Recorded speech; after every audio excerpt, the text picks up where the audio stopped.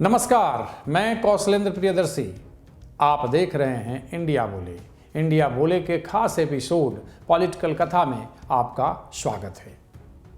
आज बात एक ऐसे मुख्यमंत्री की जिनका पूरा जीवन विवादों से भरा रहा। संभवतः उतना विवादास्पद मुख्यमंत्री पूरे देश में कोई हुआ ही नहीं, या यूं कह लें कि आगे आने वाले समय में भी संभवतः उतना विवादास्पद मुख्यमंत्री का पैदा होना मुश्किल होगा। जी हाँ, वे प्रधानमंत्री पद के भी दावेदार रहे, 3 बार सबसे बड़े प्रदेश के मुख्यमंत्री रहे, 1 बार उससे थोड़ा सा छोटे प्रदेश के मुख्यमंत्री रहे, संसदीय कार्य मंत्री रहे, डिप्टी चेयरमैन रहे, कई पदों को सुशोभित किया। अंत में इनाम मिला राज्यपाल का, लेकिन वहाँ भी उन्होंने खेल कर दिया और उस सरकारी भवन में 3 महिलाओं के साथ सोते पकड़े गए। इतना ही नहीं, शादीशुदा होने के बावजूद 55 साल की उम्र में प्यार कर बैठे और 70 साल की उम्र में उन्होंने शादी रचा ली। हम बात कर रहे हैं 3 बार उत्तर प्रदेश के मुख्यमंत्री रहे नारायण दत्त तिवारी की। जी हाँ, वही नारायण दत्त तिवारी जिनका बायोलॉजिकल बेटा रोहित था। जब उन्होंने जिससे प्यार किया था उज्ज्वला सिंह से, उससे 70 साल की अवस्था में शादी की तो बेटे की उम्र उस समय 35 साल थी और उस दौरान रोहित को एक हार्ट अटैक भी आ चुका था। अब बताते हैं कि आखिर नारायण दत्त तिवारी कहाँ के रहने वाले थे और राजनीतिक जीवन में आए कैसे, उनका प्रारंभिक जीवन क्या था और फिर वो कैसे पूरे जीवन विवादों में फंसे रहे। एनडी तिवारी 18 अक्टूबर 1925 को नैनीताल के बलूती गांव में पैदा हुए थे। पिता पूर्णानंद तिवारी वन विभाग में अफसर थे, जिन्होंने असहयोग आंदोलन के दौरान नौकरी छोड़ दी। तिवारी ने उत्तर प्रदेश के कई जगहों से हाई स्कूल और कॉलेज की पढ़ाई की। ब्रिटिश विरोधी चिट्ठियां लिखने की वजह से चर्चा में आए।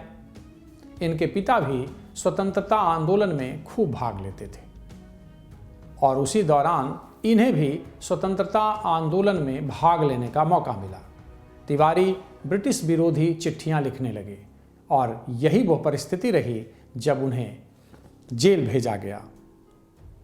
14 दिसंबर 1942 को इन्हें अरेस्ट कर लिया गया। नैनीताल की उसी जेल में भेजे गए जहां इनके पिता बंद थे। फिर 15 महीने बाद इन्हें रिहा कर दिया गया। फिर इन्होंने इलाहाबाद विश्वविद्यालय में अपनी पढ़ाई शुरू कर दी। 1947 में स्टूडेंट यूनियन के अध्यक्ष बने। 1945-49 के बीच ऑल इंडिया स्टूडेंट कांग्रेस के सेक्रेटरी रहे। सब कुछ ठीक ठाक चल रहा था। नारायण दत्त तिवारी ने 1954 में सुशीला तिवारी से शादी कर ली, लेकिन इनका चित्त काफ़ी चंचल था। यही वजह रही कि उम्र के 70वें साल में इन्होंने उज्ज्वला सिंह से शादी की। उज्ज्वला सिंह प्रोफेसर शेर सिंह की बेटी थी। 70 के करीब अंतिम दौर में उज्ज्वला सिंह से इन्हें प्रेम हुआ। संतान नहीं होने की वजह से दोनों एक दूसरे के करीब आए, दोनों को इश्क हो गया और उसके बाद की कहानी तो और भी निराली है।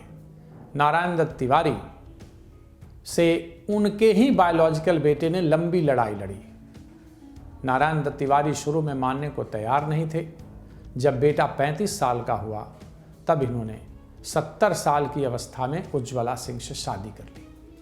तब तक बायोलॉजिकल बेटे रोहित को 1 बार हार्ट अटैक भी आ चुका था। अब बात इनके राजनीतिक सफर की। आज़ादी के बाद हुए इलेक्शन में प्रजा समाजवादी के टिकट पर इन्होंने 1957 में भी नैनीताल से ही जीते और असेंबली में विपक्ष के नेता बने। 1963 में इन्होंने कांग्रेस ज्वाइन कर ली और काशीपुर से विधायक बने। साथ ही यूपी की सरकार में मंत्री भी बने। 1968 में नेहरू युवा केंद्र की स्थापना की, जो एक वॉलंटरी ऑर्गेनाइजेशन है। 1969 से 71 के बीच इंडियन यूथ कांग्रेस के पहले अध्यक्ष रहे। एनडी तिवारी एक ऐसी शख्सियत हैं जो 3 बार उत्तर प्रदेश के मुख्यमंत्री रहे और 1 बार उत्तराखंड के, यानी उत्तर प्रदेश से जब उत्तराखंड अलग हुआ तो वे उत्तराखंड के भी मुख्यमंत्री के तौर पर रहे। तिवारी 1976 से 77, 1985 से 85, 1988 से 89 3 बार उत्तर प्रदेश के मुख्यमंत्री रहे। वहीं 2002 से 2007 तक उत्तराखंड के मुख्यमंत्री रहे। 1979 से 1980 के बीच चौधरी चरण सिंह की सरकार में वित्त और संसदीय कार्य मंत्री रहे। 1980 के बाद योजना आयोग के डिप्टी चेयरमैन रहे। 1985 से 88 में राज्यसभा के सांसद रहे। 1985 में उद्योग मंत्री भी रहे। 1986 से 1987 के बीच तिवारी प्रधानमंत्री राजीव गांधी की कैबिनेट में विदेश मंत्री रहे।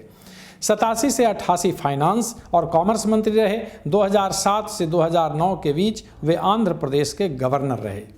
90 के दशक में 3 बार उत्तर प्रदेश के मुख्यमंत्री रहे नारायण दत्त तिवारी ने पीएम पद की दावेदारी भी कर दी। हालांकि उस दौरान पीवी नरसिम्हा राव देश के प्रधानमंत्री बने। ये वो दौर था जब कांग्रेस धीरे धीरे बिखर रही थी और साथ ही एनडी तिवारी भी हाशिए पर जा रहे थे। 94 में उन्होंने एक अलग पार्टी बना ली, नारायण दत्त तिवारी कांग्रेस के नाम से। अर्जुन सिंह भी साथ हो ली, लेकिन फिर बाद में उन्होंने कांग्रेस ज्वाइन कर ली, सोनिया गांधी को नेता मान लिया। यहाँ यह भी कहा जाता है कि नारायण दत्त तिवारी ने जब उन्हें उत्तराखंड का मुख्यमंत्री बनाया जा रहा था तो उस समय ने अपने उम्र का हवाला दिया था, लेकिन कांग्रेस ने उन्हें ही वहाँ मुख्यमंत्री बनाया। लेकिन अभी एक और असली खेल होना बाकी था। मुख्यमंत्री पद से हटने के बाद नारायण दत्त तिवारी 2007 में आंध्र प्रदेश के राज्यपाल बनाए गए। मुख्यमंत्री पद से हटने के बाद 2007 में नारायण दत्त तिवारी को आंध्र प्रदेश का गवर्नर नियुक्त किया गया। लेकिन आंध्र प्रदेश के गवर्नर रहते हुए वे सेक्स स्कैंडल में फंस गए और फिर उन्हें इस्तीफा देने के लिए मजबूर होना पड़ा। हालांकि बाद में यह बताया गया कि वे स्वास्थ्य कारणों की वजह से इस्तीफा दे रहे हैं, देहरादून शिफ्ट भी हो गए। आखिर वो सेक्स स्कैंडल था क्या? वहाँ के एक निजी चैनल ने नारायण दत्त तिवारी का जब वीडियो चलाया तो पूरा देश इस कांग्रेसी नेता के कारनामे देखकर दंग रह गया। एबीएन आंध्र ज्योति चैनल ने जो वीडियो चलाया जिसमें एनडी कथित सेक्स स्कैंडल में फंस गए थे। वीडियो में नारायण दत्त तिवारी राजभवन में 3 महिलाओं के साथ सोए हुए थे। पूरे देश में बाबेला मचा। नारायण दत्त तिवारी मानने को तैयार नहीं।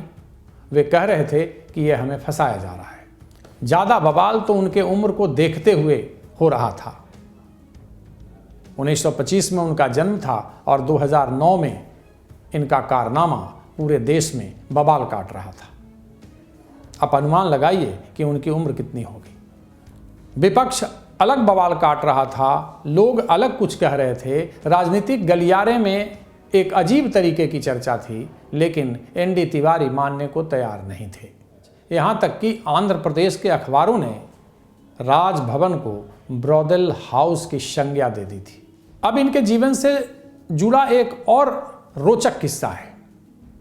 आप उसे विडंबना भी कह सकते हैं कि एक शादीशुदा आदमी 55 साल की उम्र में प्रेम करता है, 70 साल की उम्र में शादी करता है और बीच में जो उसका बायोलॉजिकल बेटा है वो अपना पितृत्व हक पाने की लड़ाई लड़ता है।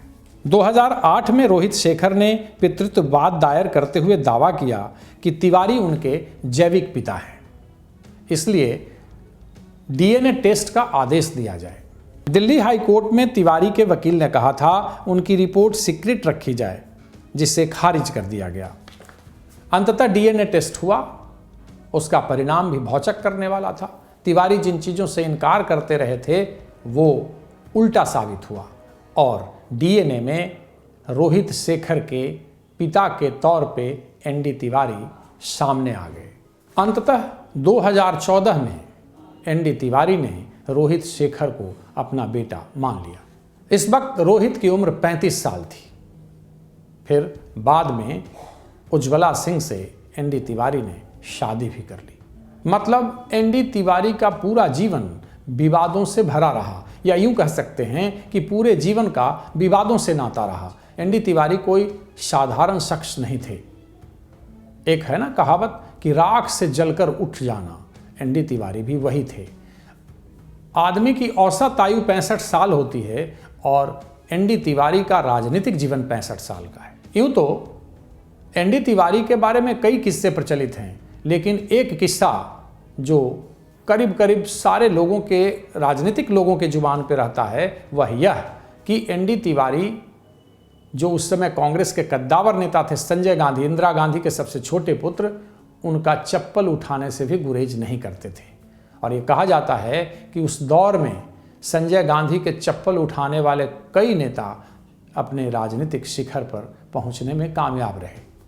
इसी तरह यह भी कहा जाता है कि 2 से 3 लड़कियां कह लें या महिलाएं कह लें, एनडी तिवारी के आशीर्वाद से मंत्री तक बनने में कामयाब रहीं। यह थी विवादास्पद मुख्यमंत्री रहे एनडी तिवारी की कहानी। अगली कड़ी में किसी और मुख्यमंत्री या किसी और नेता, किसी और राजनेता की कहानी के साथ आपसे रूबरू होंगे। तब तक के लिए धन्यवाद।